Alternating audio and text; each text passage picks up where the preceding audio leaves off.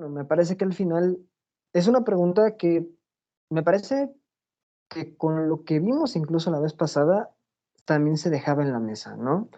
Y justamente retomando esta parte de la narrativa, como ya ese tipo de clínicas que, si bien parten de la parte psicológica, parece que de alguna manera van coqueteando con otras situaciones. Ya no se quedan solamente en lo que la psicología va haciendo. Y desde ese punto es que quise plantear esta pregunta y me gusta mucho que haya hecho eco y que te haya resonado bastante. Entonces creo que se puede dar para un trabajo bastante interesante de investigación.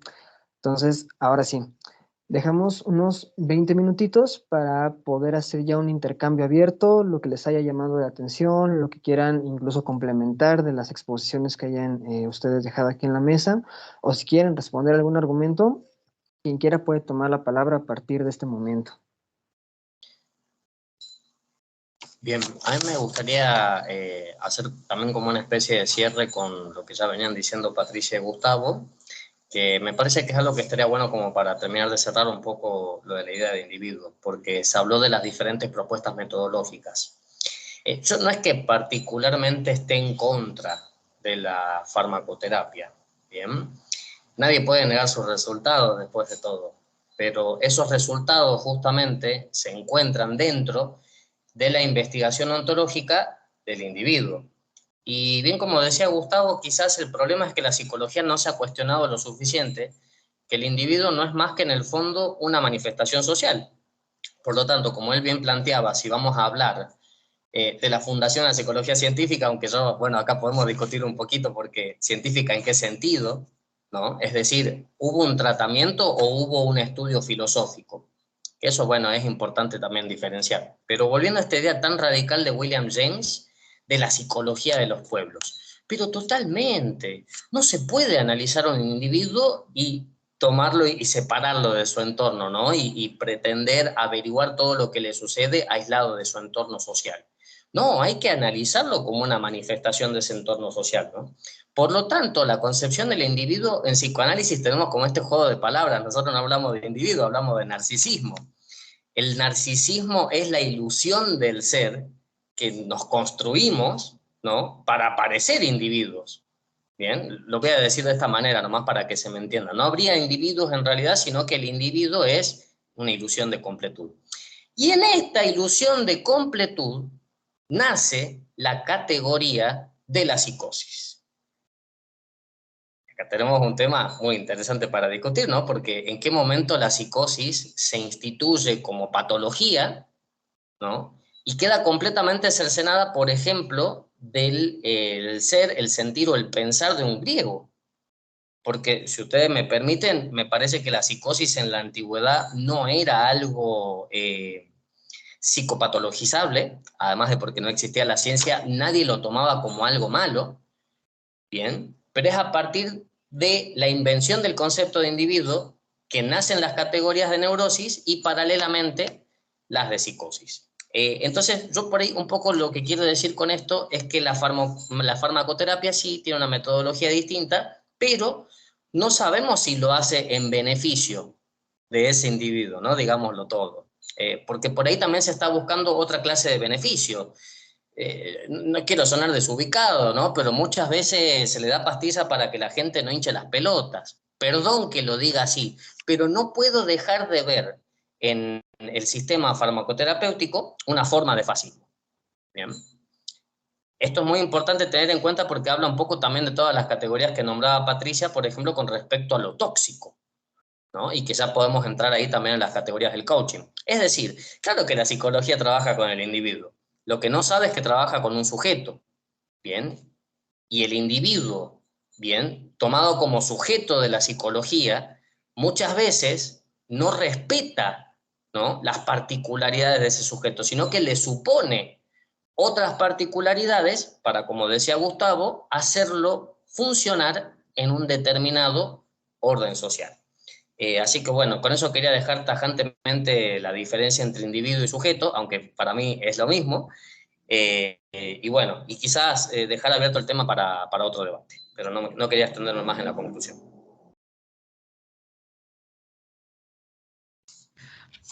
Pues bueno, voy a tomar la palabra. Me hizo recordar también, Sebastián, ahorita con esta intervención, cuando nombra al individuo como una ilusión. Yo complementaría la frase, si me lo permite, Sebastián, una ilusión, pero efectivamente real, ¿no? Justamente esta es la novedad, por decirlo de alguna manera, de la época moderna, ¿no? Como lo ha trabajado un marxista muy interesante llamado Alfred von Rettel. La modernidad, vivimos en la época de las abstracciones reales, ¿no? No por nada Marx va a poner el énfasis en la lógica del dinero, que por cierto, haciendo una especie de paréntesis, me parece que una lectura más amplia de Freud nos puede ayudar a vincularlo con otros pensadores, en particular con Hegel, Marx y Freud, porque los tres usan una lógica particular, que es la lógica de la...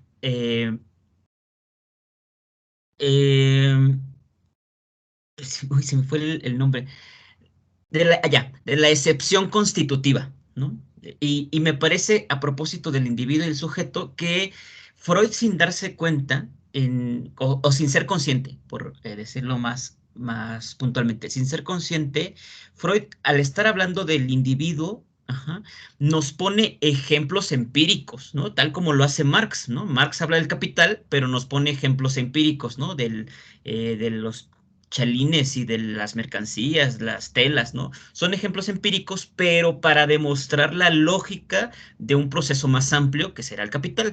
Me parece que Freud está en la misma lógica, ¿no? Freud nos habla del neurótico, del hombre de las ratas, las histéricas y todo, pero para ejemplificar la manifestación sensible de este proceso más amplio que él va a llamar inconsciente y que siguiendo a Brownstein y sus colaboradores, me parece que justamente el inconsciente se le puede nombrar a ese proceso de sujeción del sujeto, ¿no? Entonces, es esta parte de que el individuo es una ilusión, sí, pero en el mundo moderno este individuo es una ilusión realmente efectiva, ¿no? Como lo es el dinero, ¿no? Que finalmente pues, el dinero es una ilusión, es es un símbolo, pero ese símbolo es efectivamente real, ¿no? Porque es el que rige la vida social, ¿no? Entonces, lo pensaba ahorita que Sebastián hizo el comentario, me puse a me puse a pensar justamente, ¿qué pasaría, a manera como de hipótesis, qué pasaría si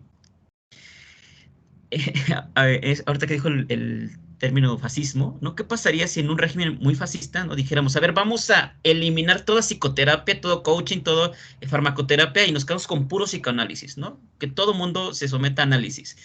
No sé qué pasaría en un orden social en el que, como lo dije hace un momento, finalmente la psicología, la farmacología, pues ha tenido su rating, si le queremos poner ese nombre, es decir, la gente acude, finalmente la gente acude y y tiene efectos, ¿no? Tiene efectos en el cuerpo, tiene efectos en la conciencia, tiene efectos en las relaciones de los seres humanos, ¿no?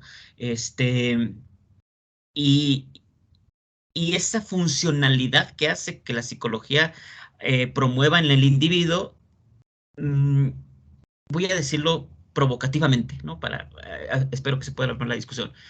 Finalmente esa funcionalidad, pues a algunos les gusta, es decir, parece que en algunos aparece como una especie de felicidad, ¿no? De verdad, yo he escuchado personas que se les ha diagnosticado con trastorno bipolar, etcétera, que agradecen el medicamento, es decir, que lo han dicho, ¿no? Es que yo sin el medicamento, o sea, estaría brotado, estaría, ¿no? Entonces, puta, ¿cómo interpretas o cómo te pega eso, ¿no? Cuando el individuo dice, pues la pastilla me hace feliz, o sea, la funcionalidad me hace feliz, ir al cine, los estrenos del cine, me hace feliz, ¿no? Y, y decimos, híjole, ¿no? El coaching, pues me hace feliz, ¿no? Ilusoria, fantasiosa, como lo queramos ver, pero finalmente hay un discurso que se apega como a esta idea de la tranquilidad, ¿no? Y que pues da orden a esto que llamamos orden simbólico, pues da orden, ordena, ¿no? Finalmente. Y, y me parece que no sé, no sé si mi imaginación no alcanza a producir un escenario en donde no existieran las psicoterapias, ¿no? Que no sean, pues, evidentemente, los históricamente ya estudiados, ¿no? Como la era medieval, que, pues bueno, ahí era Dios, la religión, los mitos, ¿no? O sea, pero en la época moderna, sin la ciencia psic, no sé cómo andaríamos los individuos, ¿no? Solo cierro con una anécdotita que escuché en internet, cuando le hacen una entrevista a Juan David Nacio y le preguntan justamente qué pensaba del conductismo, ¿no? Y dice Juan David Nacio, pues miren, yo les voy a decir algo que les va a parecer muy curioso, ¿no? Dice, pero mi hija es conductista, ¿no? Entonces la hija de Juan David Nacio se dedica al conductismo y dice, y no tengo problema con eso, ¿no? No tengo problema con que mi hija sea conductista, ¿no? Porque lo que me interesa es que finalmente mi hija escuche a alguien y pueda orientar la cura, ¿no? Desde su saber, desde su práctica, ¿no? Entonces, me hizo mucho pensar esto que dijo Sebastián y me gustó mucho porque me provocó esto así, me provocó un escenario así de un mundo sin la ciencia SIC, ¿no? Sí sería como un mundo feliz, hablando de literatura, ¿no? Recordando esta obra, si sería un mundo feliz o no sé, pero que estaría curioso, estaría interesante como trabajar sobre eso, ¿no? Dejo ahí mi intervención. Gracias, Iván. Vaya, pues esto está muy interesante. Yo soy partidaria a no subestimar las otras técnicas y le apuesto al trabajo interdisciplinario. Alguna vez escuchando a un psiquiatra psicoanalista decía, el tratamiento para una persona con adicciones incluso puede llevar sesiones de análisis con sesiones de terapia cognitivo-conductual, más la psiquiatría. Entonces esa perspectiva me pareció sumamente interesante porque pues es ayudar a la persona, al individuo, al sujeto, a que tenga posibilidad de mirarse desde diversos vértices.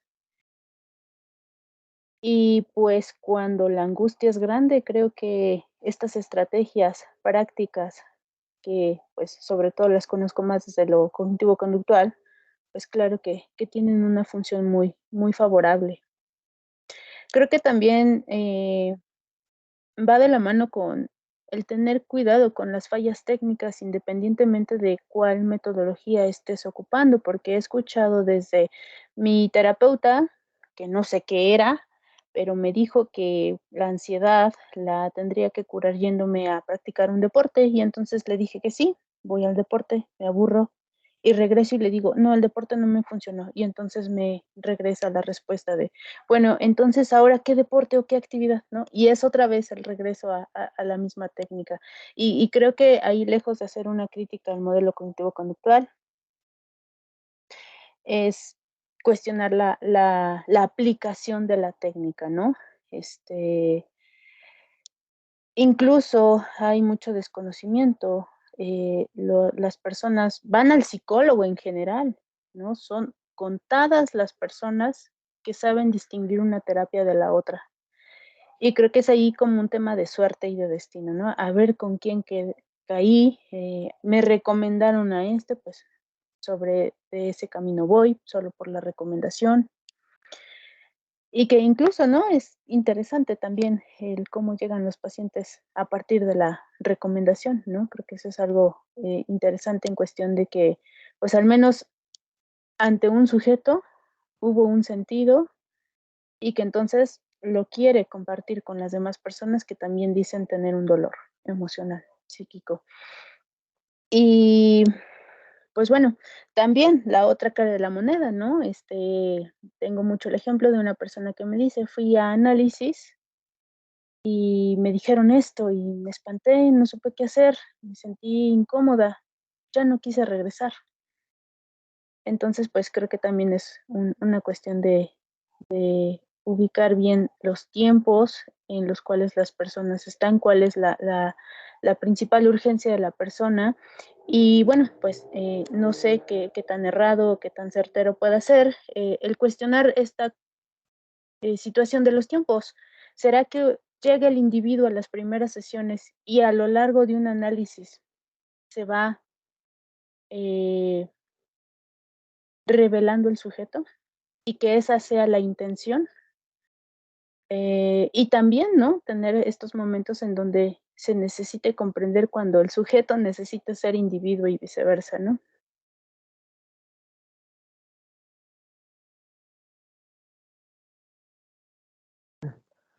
Me parece que si pudiera aportar un poquito en el sentido que cada uno ha intentado colocar, me parece que no sé si podríamos eliminar tal cual justamente, ¿no? La parte de la psicología tiene un sentido en cuanto ya a la estructura social. Ahí lo podríamos poner. Tiene un para qué, que quizás no nos interesa como analistas. No es nuestra tarea como analistas apuntar ahí. Eso nos tiene que quedar claro. Y además también lo que decíamos en la reunión pasada, desconocer la parte tanto epistemológica como no tener una investigación clara de la ontología, como lo decía en este momento Sebastián, me parece que ahí está el punto donde nos tendríamos que fijar, ¿no? Si se está haciendo psicología, se está haciendo psicoanálisis, ¿en qué sentido se está haciendo? Incluso con esto que mencionaba Patti hace un momento, ¿no? Si estos modismos que se van utilizando, por llamarlos de alguna forma, se están utilizando para hacer técnicas, ¿y de dónde parten esas técnicas? ¿Y cómo podríamos, en realidad, incluso esto se los menciono porque son experiencias cercanas, hacer un test para saber si tu relación es tóxica? Me parece que ella se está rayando en un absurdo. Entonces, si podemos hacer algo intermedio es saber cuál es la función de cada uno, porque así como nosotros podemos apuntar para subvertir el discurso, para darle la vuelta a lo que ya está establecido, para bien o para mal hay algo ahí que lo sostiene, ¿no?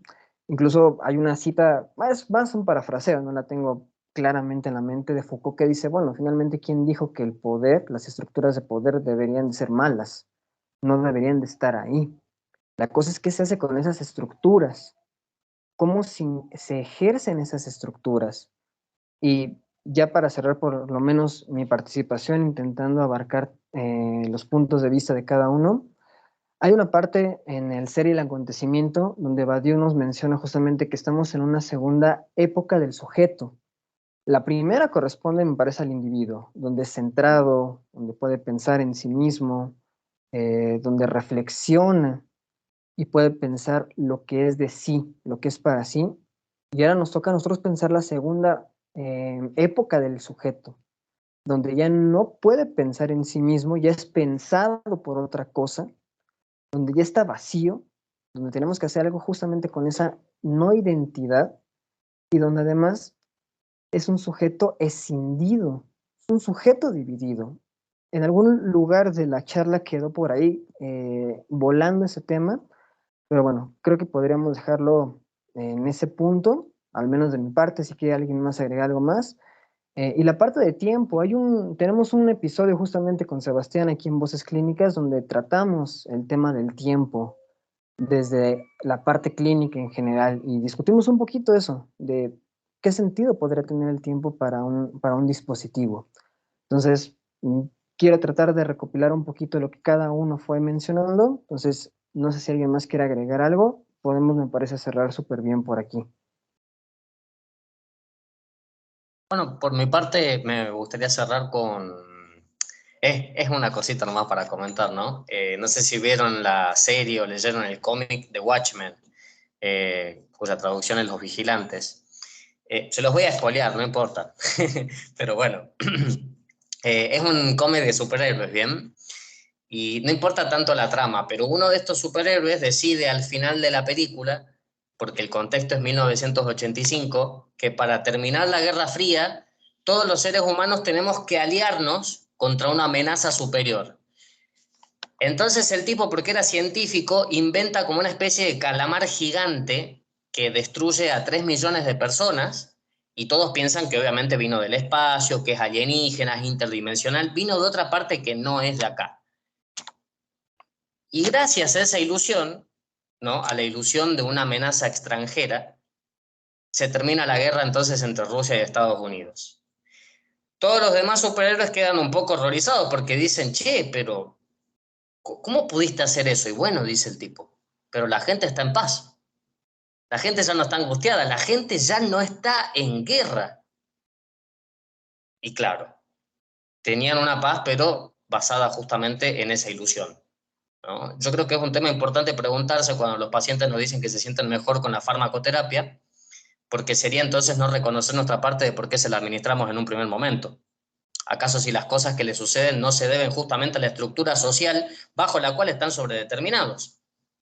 Que nos digan que se sienten mejor con las pastillas habla entonces de la aceptación de ese sistema de dominación y no de una verdadera crítica científica. Así que quería dejarlo un poquito con esa escena de The Watchmen del final porque lo explica muy bien.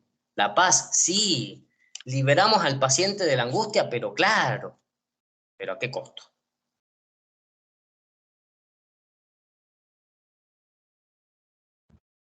Sí, igual yo también muy rápido. Justamente eh, una de las contradicciones de la modernidad es que cambiamos, cambiamos libertad por angustia, ¿no? La época antigua, pues evidentemente tenía su tranquilidad porque era teocéntrica, entonces pues, no hay duda de que Dios existe, no hay duda de que Dios me protege y no hay duda de que si yo cumplo mi papel como siervo, voy a ganar el reino de Dios. Entonces, todo está garantizado, ¿no? El problema con la modernidad es que como secularizó todo, nos quitó la idea de Dios, la idea del reino de Dios, y por lo tanto nos vino a inyectar la angustia permanente y por lo tanto, pues creo que sí coincido con Sebastián, la necesidad de producir ilusiones, ¿no? Finalmente vivimos en el mundo de las ilusiones porque me parece, y creo que ese lo trabaja muy bien Zizek, porque son necesarias. No se puede vivir sin la fantasía, sin la necesidad de estas ilusiones, ¿no? Pues sería como algo, no sé, descabellado pensar en que, el día de mañana despertemos y descubramos que el dinero no vale. O sea, ¿qué hacemos? No, yo no sé qué pasaría si mañana despertamos y nos dicen, no, pues el dinero ya no vale. Pues, yo creo que desde nuestro trabajo como analistas y críticos diríamos, chingón, chingón, vamos a hacer un desmadre. Pero me parece que pues, la gente necesita un orden, ¿no? Necesita un orden y pues es el orden simbólico que permanece y, y que se ha fortalecido, ¿no? Finalmente con sus propias crisis, se ha fortalecido y se ha reproducido, ¿no? Entonces, este, me, me parece que la angustia no puede ser otra más que el síntoma de la libertad. Es con lo que cerraría.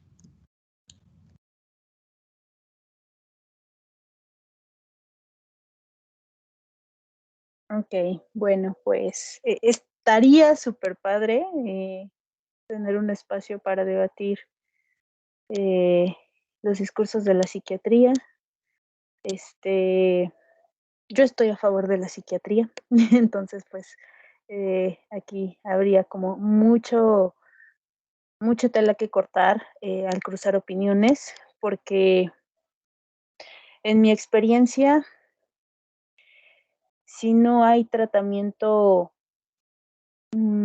farmacológico para una neurosis de angustia, no hay problema. Hay personas que incluso hasta lo toman como un reto.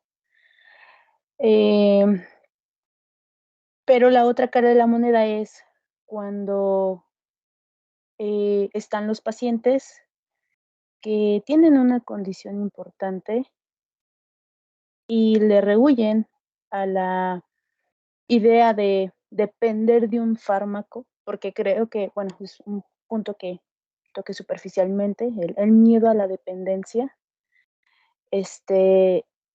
Pero yo contrasto entre lo que puede ofrecer la farmacología, el psiquiatra, y lo que puede ofrecer un narcotraficante, hay más riesgo en uno que en otro. Entonces creo que son discursos muy, muy, muy importantes a cuestionarse. Tampoco es ir a ciegas con la psiquiatría, porque lamentablemente pues también es un área donde se llega a cruzar con la corrupción, sobre todo cuando se trata de diagnosticar a diestra y siniestra y no poner la duda de si la persona, el individuo, el sujeto va a poder con o sin y en qué dosis, ¿no? Porque también el tema de las dosis juega un papel importante frente a la percepción de la persona, ¿no? Personas que, pacientes que aceptan el camino de la farmacología y, y se ponen como reto sostenerse con una dosis, ¿no? Y entonces ahí hay una elección, ¿no? E insisto, pues creo que también es tema de saber informar a la gente de lo que hay, más no solamente aplicar por aplicar, sin que tengan las posibilidades de elección.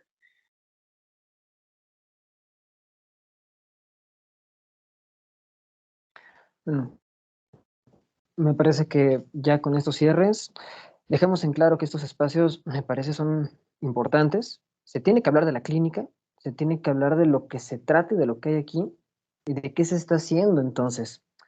Les agradezco mucho que hayan estado en este primer episodio de la segunda temporada. Saben que la invitación queda siempre abierta. Quien guste dar un tema como episodio particular con alguno de ustedes.